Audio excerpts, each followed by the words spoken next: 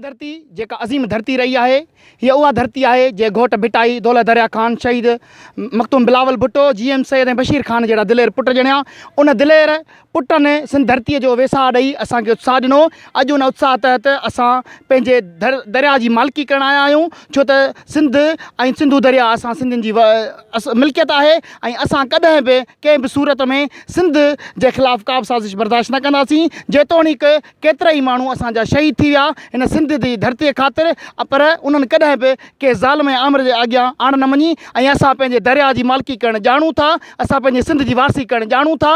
महिरबानी करे हिन जेको दरिया ते तव्हां डैमनि जी साज़िशूं कयो था, ख़ुदा जे वास्ते जेकॾहिं तव्हांखे थोरो बि ख़ुदा तरस इंसाननि सां सिंधियुनि सां को आहे त महिरबानी करे हिन सिंध दरिया ते डैम हणणु बंदि कयो, असांखे पंहिंजे हिसे जो पाणी ॾियो।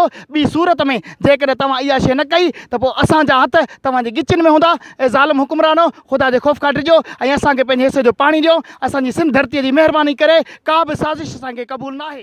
सिंध जेका सूफ़ियुनि, औलिया उलनि ऐं बुज़ुर्गनि पीरनि जी धरती आहे, जंहिं हमेशह प्यार मुहबत पंहिंजाप जो दर्शनो आहे। सिंध धरती उहा धरती आहे जेका महिमान नवाज़ी तौरु मशहूरु आहे ऐं सिंध खे इहा हिकिड़ी वॾी नेमत आहे जंहिंखे सिंधू दरिया आहे। पर इंतिहाई अफ़सोस सां चवणो थो पए त मौजूदु हुकुमरान जे नाहिलीअ सबबि सिंधू दरिया में पाणी कोन्हे को।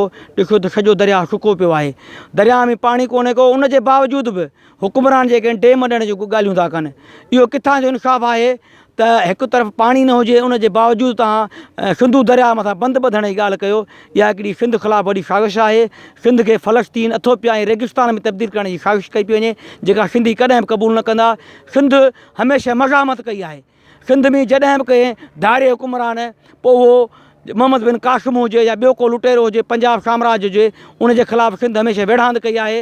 ऐं हींअर बि सिंधी नौजवान जेके हिन दरिया खे पंहिंजे गुलनि जी भेटा ॼणा आहिनि। तव्हां ॾिसो त सिंधू दरिया खे केॾी न सिंधी माण्हू मुहबत खां ॾिसनि था, दरिया खां केॾी न मुहबत कनि था। उनजो सबबु इहो आहे त अॼु सिंधू दरिया खे गुलनि जी भेटा ॼणा आहिनि। उनजे करे असां इहो मुतालबो था कयूं त सिंधू दरिया ते को बि असां जेको आहे बंदि या डैम ॿधणु न ॾींदासीं। सिंधू दरिया सिंध जी मिल्कियत आहे, सिंधू दरिया असांजो ई आहे।